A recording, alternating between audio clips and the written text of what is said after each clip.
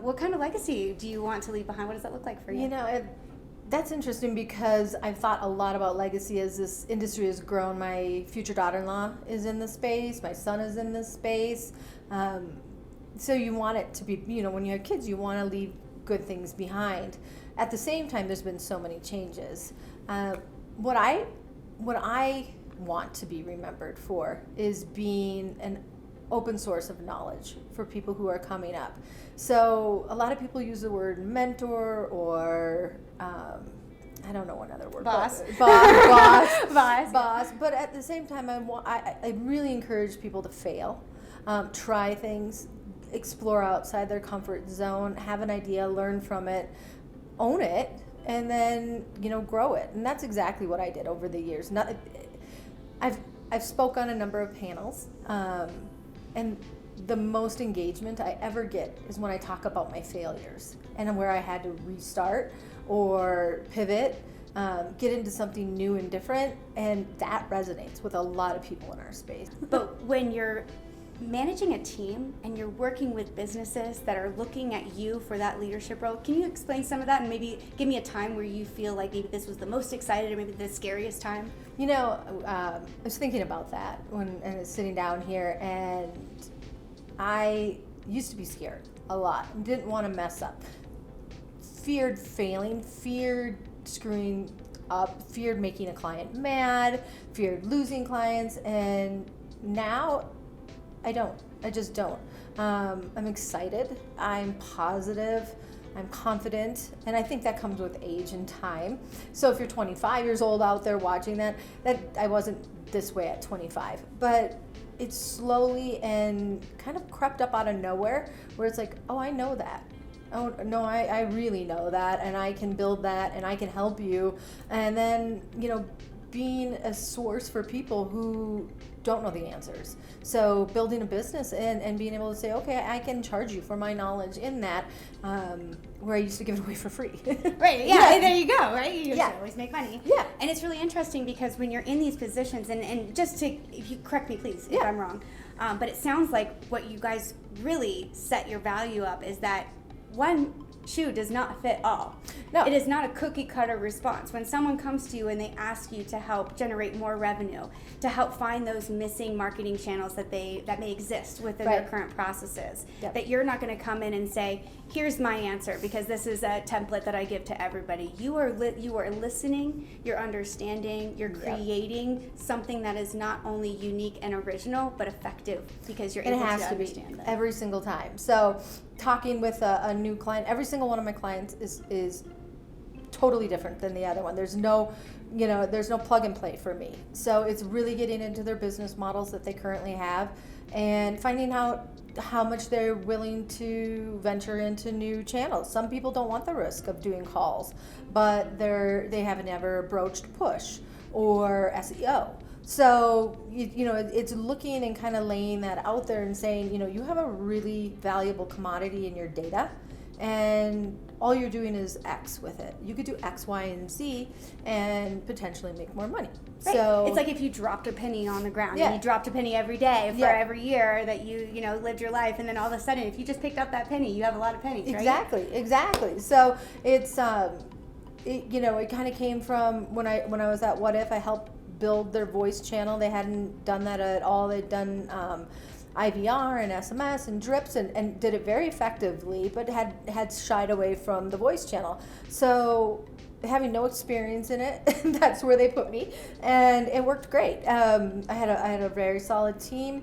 We built that up, and it really opened up a whole new world for me myself with the call center space. Right, because I didn't touch it before then. Well, because it's scary. Yeah, exactly. We've been talking. There's so many regulatory changes happening. Yes. Not just now, but still happening. Yes. And the start of 2024 with the launch of AI, with making telephone calls and the adjustments to the HCDS ruling and the definition behind that, and there's so many things that it's going on that it can confuse a lot of people. So, you know, what you're bringing to the table may be a simplified version, right? You're listening to what they're doing, and now you're giving them an opportunity to do so without the fear or the misunderstanding of the important information that they need to understand. And they have to be able to ask the questions that have kept them from doing that. people often stay away from, especially the call center space, because of all of these regulations. But at the same time, it's the same ones that they fought with email or SMS over the years. So, learning the rules to the game is one part. The problem with our industry is nobody knows what the rules are until you break them. So there's not a playbook. It's best practices. And really, I've watched this industry grow, but also shrink at the same time. It has gotten to be such a close-knit group of people who trust working with one another. And then looking at some of the bigger players that are out there that have, garnish the spotlight of the FTC or the FCC, and learning from them, but not necessarily paralleling yourself to them. So because they are this giant in the room and have had to make adjustments, that doesn't exactly match up to the person who has been doing it right the whole time.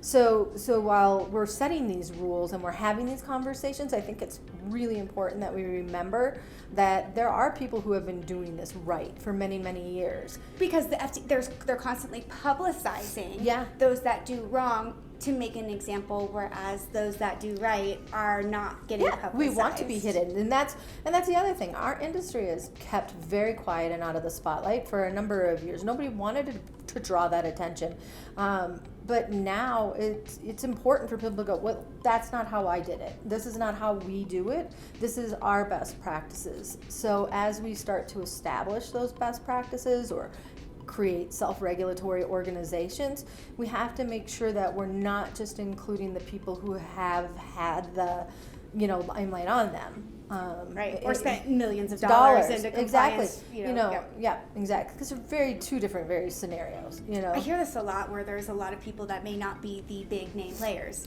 Where I'm not worried about the FTC coming after me because I'm not a big fish. What's your response to that? Well, I'm not worried about the FTC, but I am worried about the serial litigators. Here we go. That's what I was looking for. Because they exist too. Oh, they do. It's become its own industry. This is a game. This is all a game. So this is a game of chess, and we're just moving little pieces across the board. We're doing it this way. If you do it this way, so you've got these people. At some point, these serial litigators will be laughed out of court, hopefully, or held accountable for frivolous lawsuits, yes.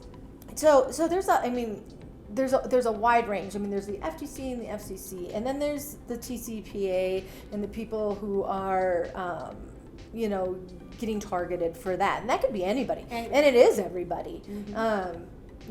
One story I always tell is I just refinanced my house earlier this year. Because we live in Florida. Because we live in Florida. My insurance just went up another $2,000. We're always accepting new residents, though. Exactly. But so I refinanced my house. I did not fill out a form online. I did not call anybody asking to compare. I had a mortgage officer who ran my credit, did a hard pull. And in 24 hours, I had 150 phone calls. And at no point did I fill out a lead generation. So these calls that people are... Within 24 hours? Yeah. So I answered the first 20, and then after that, I stopped. I was just like, and I asked every single one of them, I'm like, do you know how you got my number? Not one of them could answer. So when we talk about needing to clean up our industry, the industry as a whole, those are the kind of things that we need to get cleaned up, And you're not alone in that. No, exactly. This is what I do for a living. I call people, ask if they want to change insurances, but I make sure that they have checked a box and they know that they're going to get a call. Right. So instead of just flagging something on my credit report that they bought for a nickel and 150 calls later. And even registering yourself on a DNC sometimes protects you from those things, which is insane. But that's what's also really great about groups like LinkUnite, where they're connecting really, really smart, intelligent, successful women in this space that are dealing with these same problems and being able to communicate these things and create a voice to women who may not have had a voice in their own internal circle. Oh, absolutely. I sat down with Amanda and Sarah at a dinner 2-3 years ago. I don't even remember, but it was in New York, and they were hatching this. And it has exploded. I've never seen I've been a part of a lot of groups, a lot of industry associations, and I've never seen anything like this take off with the kind of positivity that it has. So And support. Yeah, and I mean, I rode over here in the car with 3 other women, and we talked the entire time about work, and it wasn't laborious. It wasn't salesy. It wasn't salesy. Yeah. It wasn't complaining. It wasn't catty. It was women doing business. So, Yep. And yeah. talk. It's our golf course talk, Yes, right? yeah, yes. we don't And need I a like to golfer. golf, so if anybody wants to golf. Take me to putt putt. That's all I got for you. But I really appreciate you sharing everything Yeah, here. thank you. Before we wrap up here, is there anything that you wanted to cover about yourself, your business, your position, anything that maybe we didn't cover before that you want to? No, I think we're good. Perfect. Yeah, Well, so- I just want to thank CCC for Contact Center Compliance for sponsoring this interview and that's great. making this happen. Wonderful. Yeah, thank you, Penny. Thank you.